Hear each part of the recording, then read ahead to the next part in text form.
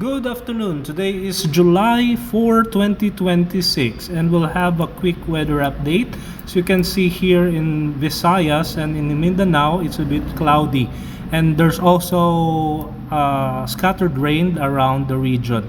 So just handa lang po at palaging mag-ingat. While in the other hand, we're tracking a super typhoon. International name is Bavi. Is currently in Micronesia. Will pass by Guam by Monday. So mag-ingat po ang for us, the Philippines, the forecast will be around Wednesday. Could be Tuesday or Wednesday, ito po ipapasok sa Philippine Area of Responsibility. So it will go in the northern part. So mag-prepare lang po at mas mabuti po na nakahanda tayo. And probably tatama po siya around Thursday. That will be July 9 to 10. Ingat po. God bless.